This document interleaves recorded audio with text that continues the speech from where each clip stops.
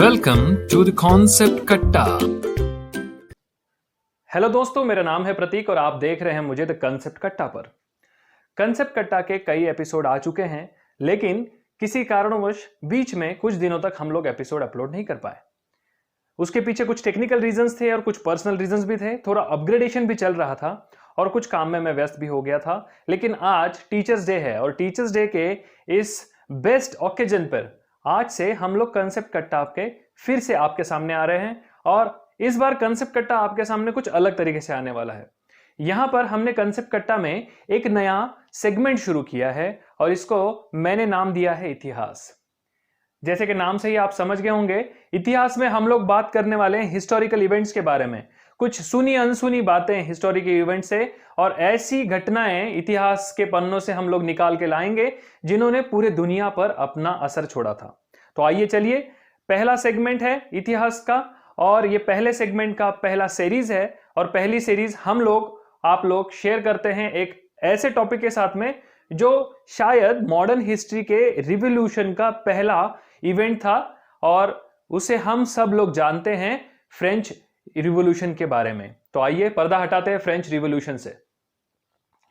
French revolution जैसे कि नाम सजेस्ट कर रहा है, रिवॉल्यूशन जो है ये फ्रांस में हुआ था और ये वो समय था, ये 18th सेंचुरी का वो टाइम था जब पूरी दुनिया में रिवॉल्यूशन की हवा चल रही थी। सारे लोग अपने आप को लिबरेट करना चाहते थे। कोई राजाओं से परेशान हो चुका था, कोई फ्यूडल लॉर्ड से परेशान हो चुका था, बहुत ही परेशानियां चल रही थी और पूरी दुनिया में रिवॉल्यूशनरी थॉट्स की बरसात हो चुकी थी।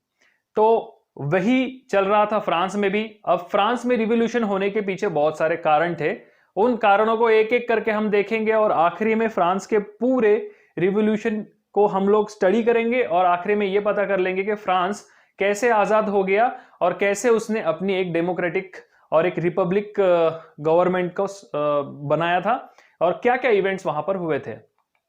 तो इसे समझने के लिए हम लोगों ने क्या किया है, इस सीरीज को कुछ एपिसोड्स में डिवाइड कर दिया मैंने।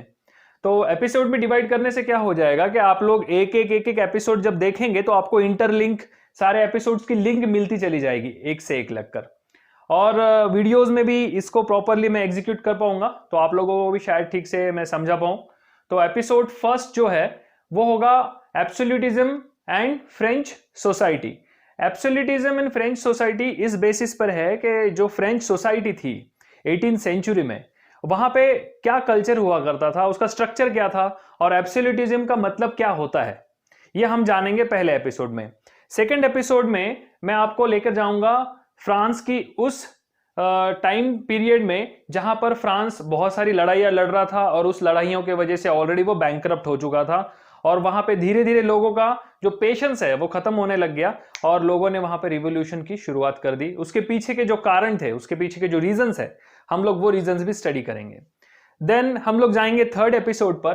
थर्ड एपिसोड में आपको पता चल जाएगा कि कैसे फ्रांस में एक रिपब्लिक यहां पर बन गया, ठीक है, और रिपब्लिक नेशन बनने के पीछे की थियोरी क्या थी फ्रांस की और कौन से ऐसे रीजंस थे जिसके वजह से लोगों ने वहां पर के जो राजा थे उनको उखाड़ कर फेंक दिया और दूसरे लोगों को वहां पर सत्ता मिल गई, लेकिन उन लोगों ने भी वहां पर वही काम किया जो राजा करता था। कैसे हुआ, ये सारी चीजें हम लोग देखने वाले थर्ड एपिसोड में।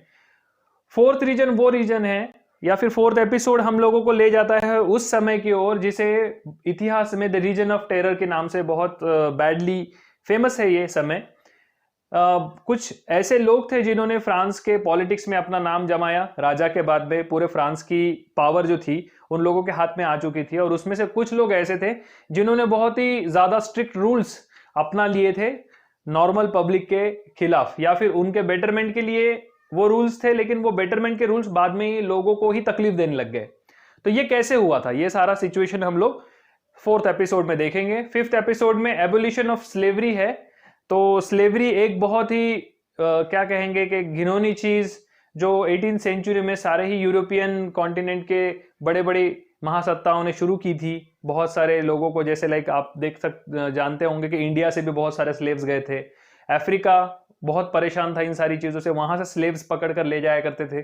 तो ये क्या था और कैसे एबोलिश हुआ 18th सेंचुरी में, ये भी हम देखेंगे फिफ्थ एपिसोड में। 6th एपिसोड में हम लोग जाएंगे the revolution of everyday life.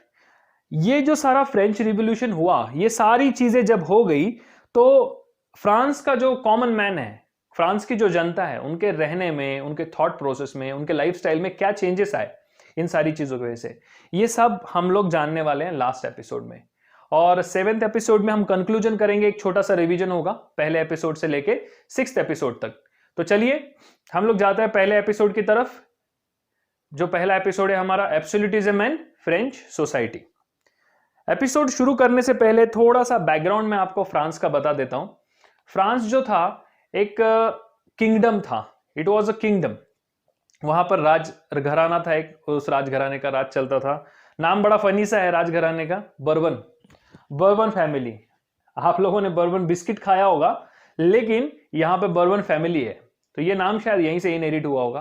खैर, तो लुइस 16th, अब 16 सोचने के बाद में ही दिमाग में एक बात आती है कि इसके पहले 15 हो गए थे क्या? शायद 15 राजा हो चुके थे।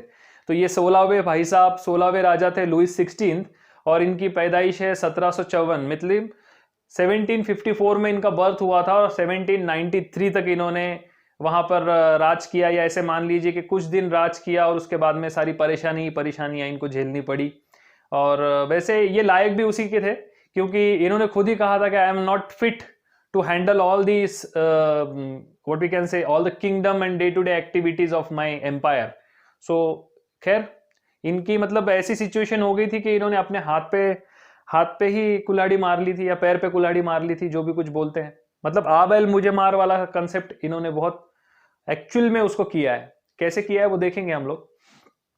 और इनका कोरोनेशन, मतलब इनका बर्थ हुआ 1754 में, और 1774 में इनको राजा बना दिया गया 19 साल की उम्र में। यहाँ पे 19 साल की उम्र में घर से बाहर नहीं जाने देते थे पेरेंट्स, भाई साहब राजा बन गए थे।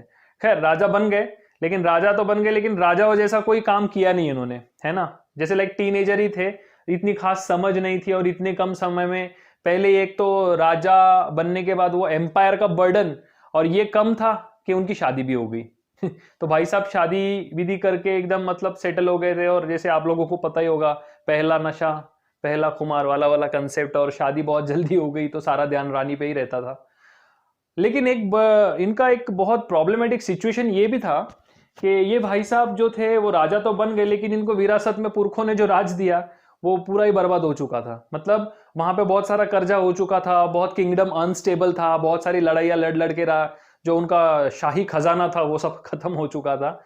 इतने पे भी भाई साहब ने शादी की, मरिया एंटोनेट इनकी वाइफ थी, जो कि ऑस्ट्रिया की प्रिंसेस थी, और उनसे इन्होंने शादी की, और जो होना था वही हुआ। जैसे बोलते हैं ना कि हर सक्सेसफुल इंसान के पीछे एक औरत का हाथ होता है, तो हर अनसक्सेसफुल इंसान के पीछे भी किसी न किसी औरत की बहुत बड़ी कंट्रीब्यूशन होती है, शायद ऐसे लगता है इनको देखकर। क्योंकि ये भाई साहब और ये मैडम, ये दोनों ने मिलके फ्रांस के पूरे राज की वाट लगा दी थी। कैसे लगाई थी देखते हैं हम लोग आगे। और इतना होने के बावजूद भी मतलब इतनी परेशानियां थी फ्रांस में, ना पैसा था, ना कोई मतलब प्रॉपर स्टेब्लिशमेंट थी, लोगों को जॉब नहीं थे, खाने पीने के लिए पैसे नहीं मिलते थे, गरीब गरीब होता जा रहा था, अमीर अमीर होता जा रहा था, करप्शन बहुत था। और फिर भी ये लोग एकदम मतलब लैविश लाइफ जीते थे। क्योंकि ये पीछे जो महल दिखाई दे रहा है आपको, ये पैलेस ऑफ वर्साइलिस है। याद रखना ये शब्द वर्साइल, ये वर्ड बहुत इंपॉर्टेंट है, क्योंकि वर्साइल वर्ड आपको एक और जगह पे आने वाला है हिस्ट्री में, जो कि बहुत इंपॉर्टेंट इवेंट है किसी और कंसेप्ट में।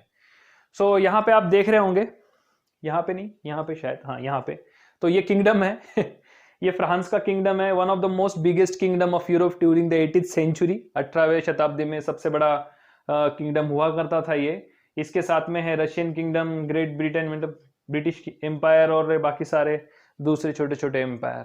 तो खैर चलिए नेक्स्ट हम लोग देखते हैं कि फ्रांस का जो एक सोशल स्ट्रक्चर था वो बहुत बड़ा कारण था इस रिवॉल्यूशन का। अब हुआ ये था कि फ्रांस में एब्सोल्यूटिज्म था। अब एब्सोल्यूटिज्म क्या होता है? तो एब्सोल्यूटिज्म वो होता है जहां पे राजा के पास में ही सारे अधिकार हो। तो आप लोग बोलोगे सर ये तो मोनार्की हुआ, तो ऐसे नहीं है। जैसे कि अगर आप देखोगे ओल्ड टाइम में, जहां पे भारत में भी जनपद महाजनपद हुआ करते थे, लाइक सम्राट चंद्रगुप्त के टाइम या सम्राट अशोक के टाइम पे भी, तो वहां पे उनका जो रॉयल कोर्ट होता था, मतलब उनका जो राज दरबार जब लगता था तो उनके राज दरबार में बहुत सारे मंत्री हुआ करते थे जिनके सजेशन से कोई भी डिसीजन फाइनल होता था। मतलब सिर्फ राजा अकेला उसके ऊपर कोई डिसीजन नहीं ले पाता था। There were the representatives of all the means common people, specific what we can say specific groups के वहां पे रिप्रेजेंटेटिव हुआ करते थे और तभी वो डिसीजन फाइनल होता था अगर सबकी सम्मति हो तो। लेकिन एब्सोल्यूटिज्म में होता यह है कि जो राजा होता है सारे ही अधिकार उसके पास होते हैं, वो किसी को गिनता ही नहीं है। मतलब उसको कोई लेना देना ही पड़ता, कोई कुछ बोले या ना बोले। जैसे मतलब बहुत बार हमारे इंडिया में होता है ना, स्टेट गवर्नमेंट, जैसे अभी रिसेंटली एक न्यूज आई थी, स्टेट गवर्नमेंट का सेंट्रल गवर्नमेंट से जमता नहीं है, सारी चीजें चलती रहती है। रिसेंटली एक न्यूज ये भी थी कि जब यूजीसी मतलब यूनिवर्सिटी ग्रांट कमीशन ने कहा कि भाई ये 50 कॉलेज में से 20 कॉलेज को ग्रांट मिल सकती है, 30 को नहीं मिल सकती क्योंकि कंपेटिबल नहीं है। मतलब वो उनके जो रूल्स एंड रेगुलेशन है उसमें फिट नहीं बैठता। तो हम एक स्टेट गवर्नमेंट ने क्या कर दिया कि रूल्स रेगुलेशन रखो बाजू में, हम लोगों के बहुत अच्छे रिलेशन है तो ये 20 तो होंगे ही फाइनल, साथ में 3 भी ले लो, हम बोल रहे हैं बोल के। तो इसको बोलते हैं एब्सोल्यूटिज्म इन सिंपल सेंस। तो सजेशन किसी का मानना नहीं और सुनना है लेकिन मानना नहीं है, ठीक है। या फिर मानना भी है तो बोलना है मैंने ही लिया डिसीजन, आखिर राजा है कुछ भी कर सकता है।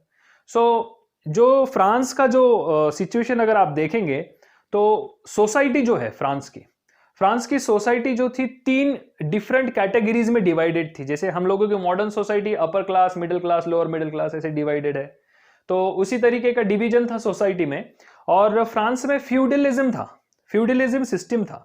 अभी फ्यूडलिज्म क्या होता है ये मैं बताता हूं आपको थोड़ी देर में, लेकिन पहले ये समझ लेते कि फ्रांस का सोसाइटी क्या स्ट्रक्चर क्या था। तो फ्रांस में 3 डिवाइडेशंस थे सोसाइटी के, तो उसको स्टेट बोला जाता था। ई से शुरू होता है लेकिन प्रोनाउंस करना है स्टेट। पता नहीं इंग्लिश लोग ऐसे क्यों करते हैं। अब जैसे देखिए ऑनर है, एच डालने की जरूरत क्या है, सीधे ओ से भी शुरू कर सकते थे ना, लेकिन नहीं, उनको कुछ तो अलग ही करना है। हमारा हिंदी का अच्छा है, जो बोलते हैं वही लिखते हैं, जो लिखते हैं वही बोलते हैं, है कि नहीं। ये इंग्लिश वालों का सब गड़बड़ कार्यक्रम है, ठीक है, जाने दो, अपने को क्या करना है। तो खैर फर्स्ट स्टेट जो था ये उन लोगों का था जो हाई रैंकर्स थे, और स्पेशली फर्स्ट स्टेट में सिर्फ वो लोग आते थे जो चर्च से जुड़े हो। क्योंकि आपको पता होगा कि यूरोपियन कॉन्टिनेंट में क्रिश्चियनिटी रिलीजन बहुत ही ज्यादा डोमिनेंट था। मतलब वहां पे बहुत लोग क्रिश्चियनिटी मानते थे, मतलब लगभग सभी मानते थे। उसमें अलग अलग टाइप्स थे, कुछ मीन प्रोटेस्टेंट, कैथलिक वगैरह, वो बहुत उसमें अलग अलग टाइप्स होते हैं, कभी उसके बारे में बात करेंगे हम लोग।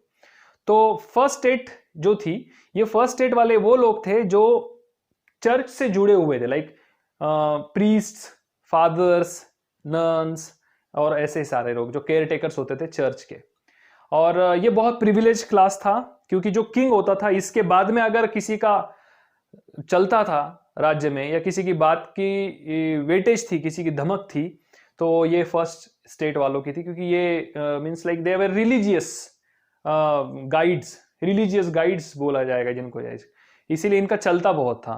और भाई ये लोग वो थे जो टैक्स बिल्कुल पे नहीं करते थे, है ना। टैक्स वगैरह पे करना इनके शान के खिलाफ हुआ करता था, राजा भी इनसे टैक्स नहीं लेता था।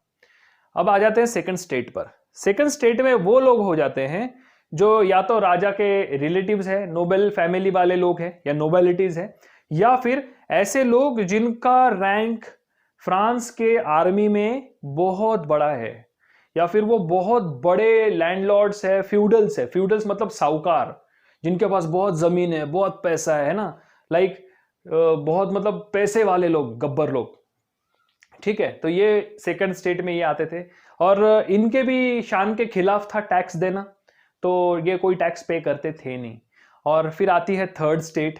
तो थर्ड स्टेट में भाई हम, मेरे जैसे, आप जैसे सर्वसामान्य गरीब जनता, जो मतलब लाइक गांधी जी वाला सिस्टम, इधर मारना है तो इधर भी मार लो, ऐसे वाला, तो ये लोग सारे ही उसमें आते थे। इन शॉर्ट ऐसे लोग जो कि क्राफ्ट्समैन थे, ट्रेड्समैन थे, लॉयर थे, वकील थे, इंजीनियर थे, इंटेलेक्चुअल्स थे, राइटर्स थे, पोएट थे, डांसर थे, ईटीसी ईटीसी ईटीसी, ये सारे लोग थर्ड स्टेट में आ गए।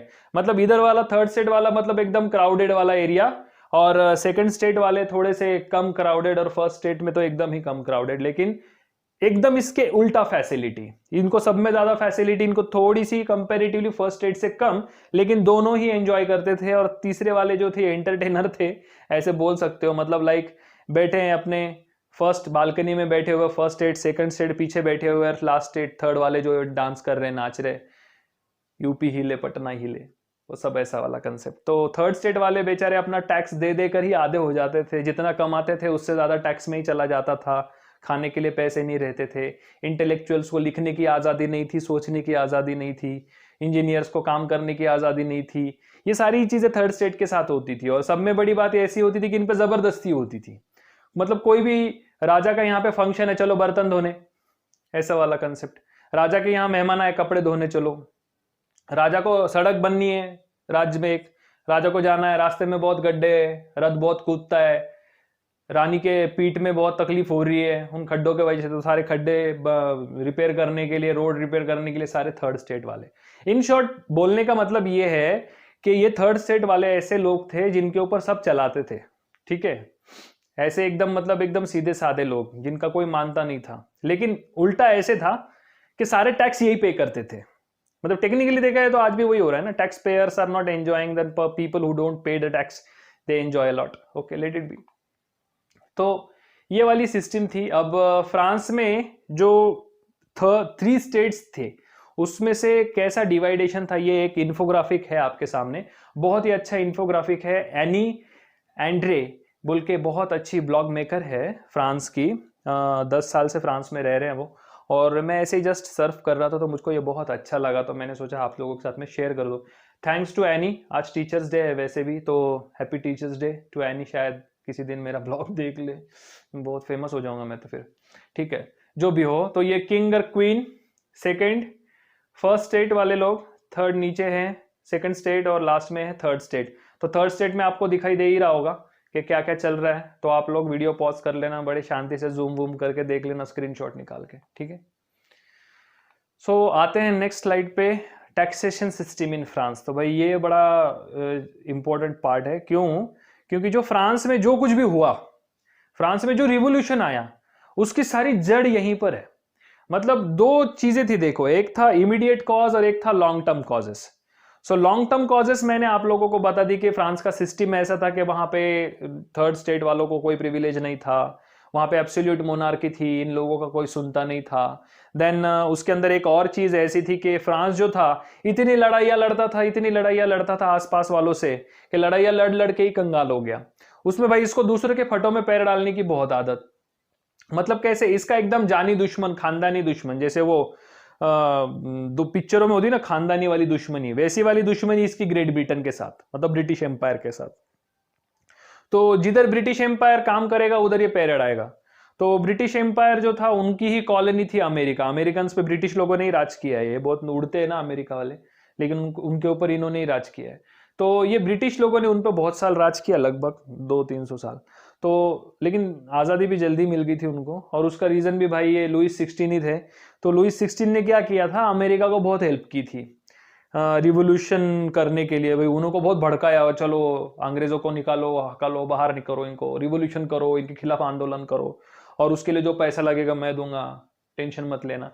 ऐसे कर करके उनको बहुत पैसा दिया अमेरिका को, और उनसे रिवोल्यूशन करवा के वहां से ग्रेट ब्रिटेन को भगाया। लेकिन इस सब में भाई की तिजोरी बहुत खाली हो गई। और तो और ये कम था कि जब अमेरिका लिबरेट हो चुका था तो उसको और दिखाने की जरूरत क्या थी कि भाई हमको बहुत खुशी होगी और मैंने ये सारा किया, धरा मेरा ही है। तो इसके ऊपर एक स्टैंप लगाने का काम और कर दिया, स्टैच्यू ऑफ लिबर्टी गिफ्ट कर दिया अमेरिका को। अमेरिका को स्टैच्यू ऑफ लिबर्टी फ्रांस ने गिफ्ट किया है, किस लिए? लिबरेशन के लिए। तो भाई ये बूमरैंग हो गया। बूमरैंग मतलब अमेरिका को हेल्प की रिवोल्यूशन के लिए, और खुद देखा जाए तो खुद ऐसे ही कर रहा है जैसे ब्रिटेन कर रहा था। तो भाई यहाँ के लोग भी पर बोले कि तुम लोगों ने अमेरिका को रिवोल्यूशन कर दिया, उधर हेल्प की, तो खुद के देश में भी हेल्प कर लो, हमको भी छोड़ दो, हमको भी आजाद कर दो। खैर, तो ये लॉन्ग टर्म कॉजेस है सारे। मतलब फ्रांस जो था वो डेप्थ में चला गया था, बहुत बहुत डेप्थ थी उसके ऊपर। देखते हैं हम लोग आगे। सो प्रॉब्लम ये था, टैक्सेशन सिस्टम जो है ये बहुत इमीडिएट कॉज था फ्रांस के रिवोल्यूशन का। तो चर्च जो था थाइज नाम का एक टैक्स कलेक्ट करता था, किससे? थर्ड स्टेट से। टैक्स किससे कलेक्ट करेंगे? थर्ड स्टेट से। अब ये थर्ड स्टेट वाले बेचारे सभी को टैक्स दे रहे हैं। अब उसके बाद में एक गवर्नमेंट में एक डायरेक्ट टैक्स भी लगाया गया था, उसको बोलते थे टाइल। तो टाइल नाम का टैक्स जो था वो डायरेक्ट टैक्सेस था, जो भी अनाज वगैरह बनता था उसके ऊपर कुछ परसेंटेज राजा को देने पड़ते थे, वाला कंसेप्ट था ये, ठीक है। देन इनडायरेक्ट टैक्सेस थे, बहुत सारे ऐसे फलाना ढिमका बहुत बहुत टैक्सेस लगा के रखे हुए थे इन्होंने। मतलब लाइक आप हंसेंगे तो टैक्स, रोओगे तो टैक्स, बैठोगे तो टैक्स, खड़े रहेंगे तो टैक्स, ये ऐसे ऐसे वाले टैक्सेस थे, इनसे इन टैक्सेस। लाइक नमक पे टैक्स लगा दिया, अनाज पे लगा दिया, और टोबैको पे भी टैक्स लग गया था, क्योंकि वो समय में टोबैको बहुत ज्यादा फेमस हुआ करता था। आज भी बहुत फेमस है, बहुत लोग टोबैको का कंजम्पशन करते हैं। Tobacco consumption is injurious for health, statutory warning. ठीक है, पता चला, नहीं तो मेरे इसमें सेंसर की कैंची लग गई। ठीक है, तो next, burden of taxes and the force labouring was imposed on the third state. तो ये बहुत इंपॉर्टेंट सेंटेंस है, इसको मार्क कर लो कि थर्ड स्टेट के ऊपर टैक्सेस का और फोर्स बर्डन था लेबरिंग का। जैसे मैंने बताया कि राजा ने बोला सड़क खराब हो गई, चलो उठा के लाओ, थर्ड स्टेट वालों को काम पे लगा दो, कोई मुआवजा नहीं मिलेगा। तो ऐसे वाले कंसेप्ट होते थे, इसलिए थर्ड स्टेट बड़ी परेशान थी राजा से भी। तो सोशल इनजस्टिस का एक माहौल बन गया था वहां पे, सोशल जस्टिस नाम का कोई चीज ही नहीं बच गया था, और लोगों में एकदम, लोग मतलब ऐसे एकदम परेशान हो चुके थे, अपसेट हो चुके थे राजा से कि भाई इसको कैसे भी करके ना निकालना है।